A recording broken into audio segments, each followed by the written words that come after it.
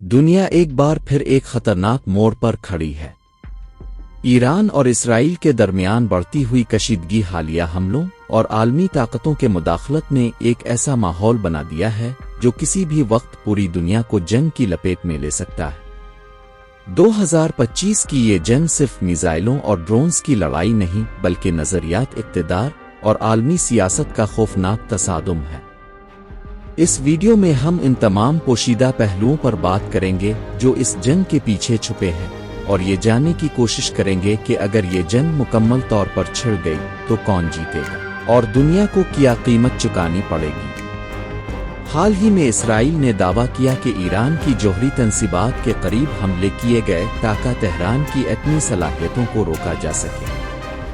دوسری جانب ایران نے ان حملوں کا جواب شدید انداز میں دیا، میزائلوں اور ڈرون سے جوابی کارروائیاں کی۔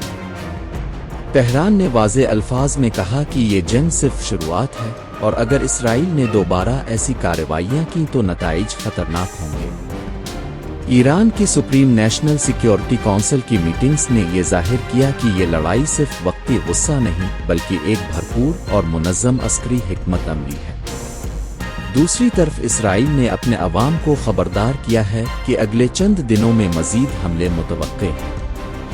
انٹیلیجنس رپورٹس کے مطابق ایران لبنان کے حزب اللہ، شام کے بعض گروہ اور یہاں تک کہ عراق میں موجود ایرانی ملیشیا ایک ساتھ مل کر اسرائیل پر دباؤ ڈالنے کی تیاری میں ہے۔ حزب اللہ کے پاس موجود ہزاروں میزائل اور جدید ڈرونز اسرائیل کے لیے ایک خطرناک چیلنج بن چکے ہیں۔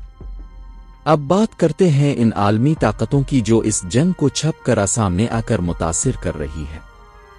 امریکہ، جو اسرائیل کا مضبوط اتحادی ہے، اس وقت دباؤ میں ہے۔ امریکی صدر کی جانب سے بیانات تو محتاط ہیں، لیکن پینٹاگون کی جانب سے اسرائیل کو میزائل ڈیفنس سسٹم اور خفیہ معلومات کی فراہمی تیز کر دی گئی ہے۔ دوسری طرف روس، جو ایران کا خاموش حمایتی سمجھا جاتا ہے، خطے میں امریکہ۔ اب سوال یہ پیدا ہوتا ہے کہ اگر جنگ بڑھی تو انجام کیا ہوگا؟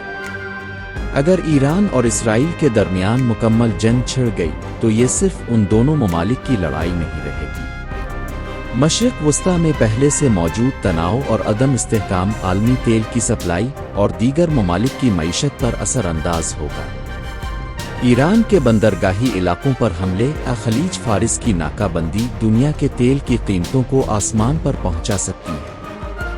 اسی طرح اسرائیل کی شہروں پر مسلسل حملے عوامی جانی نقصان اور اندرونی سیاسی بحران کو جنم دے سکتے ہیں۔ عالمی ادارے جیسے اقوام متحدہ اور سلامتی کونسل ابھی تک صرف تشویش کے بیانات جاری کر رہے ہیں، لیکن زمینی حقائق یہ ہیں کہ دونوں ممالک جنگ کے لیے تیار ہیں۔